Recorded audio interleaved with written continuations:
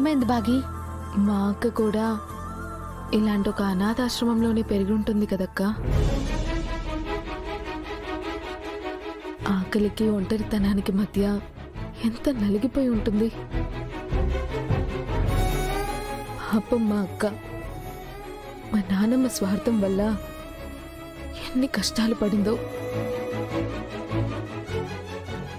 ఆకలితో ఎన్ని రాత్రులు పడుకుందో ఏంటో.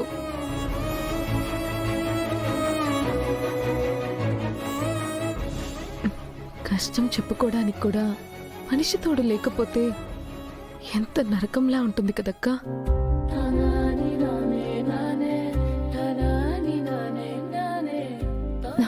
చూడు బాగి, అయినా మీ అక్క అన్ని కష్టాలేం పడుండదులే.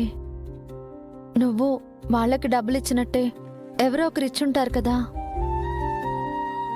ఇవ్వకపోతే ఆ పిల్లల పరిస్థితి తలుచుకుంటేనే భయంగా ఉందక్క.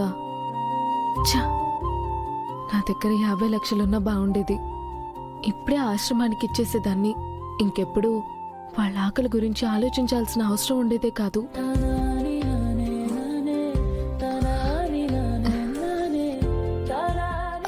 భాగి, గుప్తా గారు, వచ్చిన పిల్లల్లో నన్ను చూసుకుని భాగి బాధపడుతోంది. ఆ బాధ పోవాలంటే ఎలాగైనా తనకు ఆ డబ్బులు రావాలి. బాలిక, నీవు మాట్లాడు ప్రతి మాటను ఆచితూచి మాట్లాడవలెను. నీకు లభించిన వరముల వల్ల నీవు మాట్లాడిన కొన్ని మాటలు జరుగు ప్రమాదమున్నది. యోచించి మాట్లాడుము. మరప్పుడు ఆ డబ్బులు భాగ్యకి ఎలా వస్తాయి? అంతయు ఆ జగన్నాథుని లీల.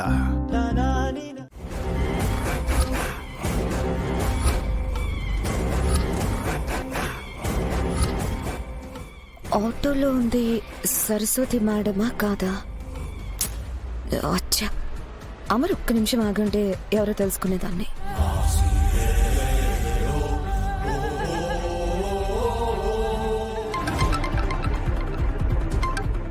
ఇదిగో, మళ్ళీ ఫోన్ చేస్తానని కాల్ కట్ చేసే పని అయితే ఇంకోసారి నాకు కాల్ చేయకు.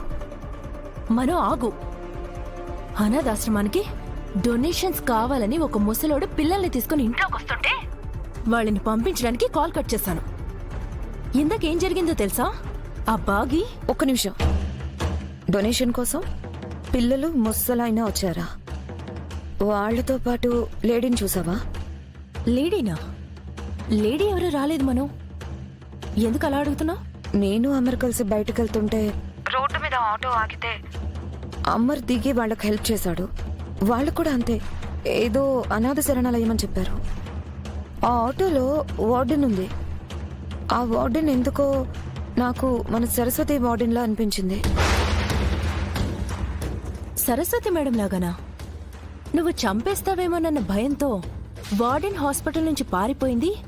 ఇంకెప్పుడు తిరిగి రాదని చెప్పావు కదా. హలో హలో మను, చిత్ర, వార్డెన్ ఇంకెప్పుడు తిరిగి రాదని చెప్పావు కదా. నేను అలా అనుకునే రిలాక్స్ అయిపోయాను చిత్ర.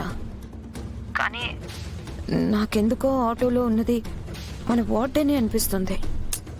లేదు మను, నువ్వు ఎక్కువగా ఆలోచిస్తున్నావు. నువ్వు బావగారి పక్కన ఉంటావని తెలిసి, ఆవిడ కనబడితే చంపేస్తావని తెలిసి అసలు ఆవిడెందుకు వస్తుంది చెప్పు?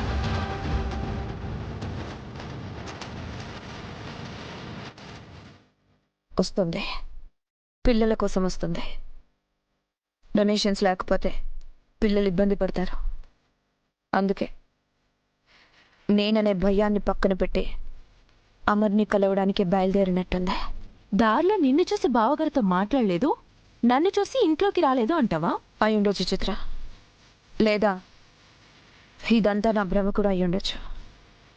నిజమేంటో తెలుసుకునే వరకు జాగ్రత్తగా ఉండాలి.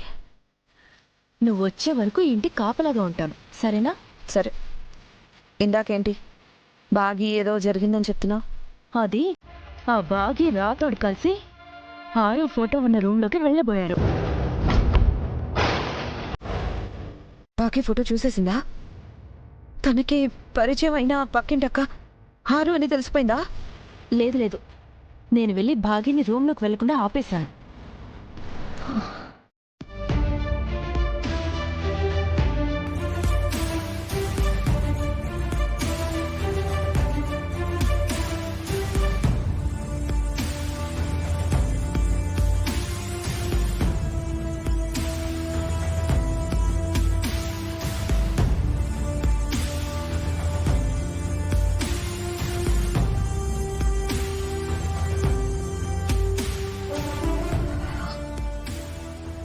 నేను మాట్లాడాలనగానే ఎందుకు టెన్షన్ పడుతున్నావు మనోహరి?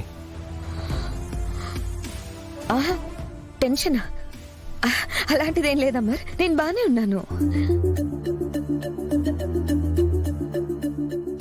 మరి అంత చెమట ఎందుకు పడుతుంది? ఫ్యాన్ అమర్, ఫ్యాన్ స్పీడ్గా తిరగట్లేదు. నా రూమ్లో ఫ్యాన్ లేదు మనోహరి.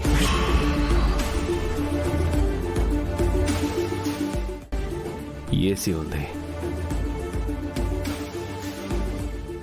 అది కూడా 22లో ఉంది. అంత టెంపరేచర్లో స్వెట్ వస్తుందంటే టెన్షన్ పడుతున్నావు అని అర్థం.